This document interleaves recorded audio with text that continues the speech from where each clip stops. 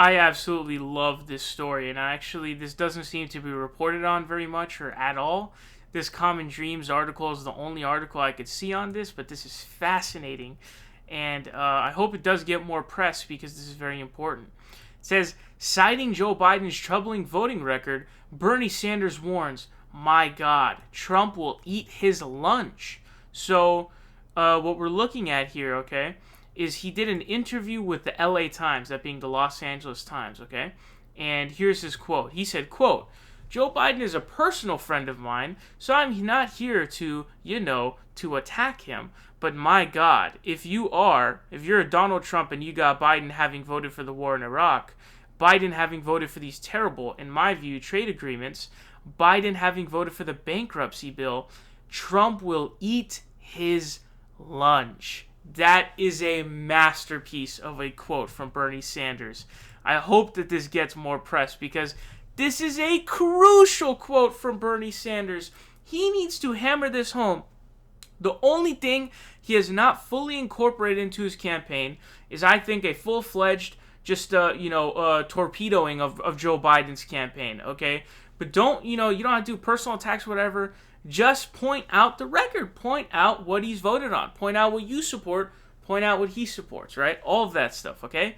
So he has not done that, and he has also not harped on enough that he has the best chance to beat Donald Trump. Again, repeat, folks. The Rust Belt is where the Democrats lost the election under Hillary Clinton. Hillary Clinton lost for a slew of reasons, one of them being she has baggage that nobody else has. She represents the establishment. She was a very lazy campaigner, which even Obama and David Axelrod, who was part of his administration, called her out for, etc., etc. But she called the TPP the gold standard. What you got to understand is Bernard is the one who's had these protectionist policies since day one. And so the union steel workers, or, union workers in the Rust Belt, right, that we're talking about, Wisconsin and Ohio and, Michigan and these states, they're going to vote for Bernie Sanders, not because, if your job is on the line, that's who you're going to vote for, okay?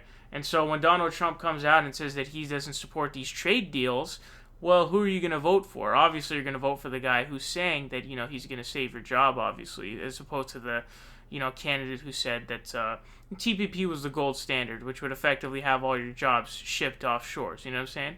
So, what we're looking at here is this is an untapped strategy that Bernie needs to do. He needs to explain to people his electability and how he has a better chance of being elected against Donald Trump than Joe Biden does.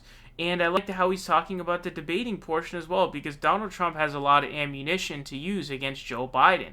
And that's just the truth, okay? That's simply the truth. And he lists them off there. He talks about the trade policies. And that's a huge one, man. That's a massive one, because the Rust Belt's not going to vote for you if you're not someone who's defending protectionist policies and having not supported protectionist policies.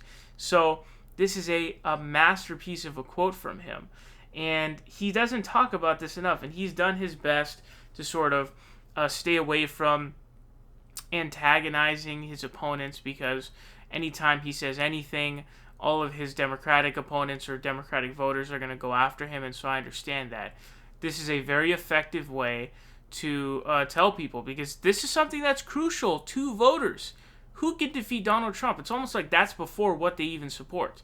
So this is a very important thing, and I hope that this gets more press coverage because more people need to know about this.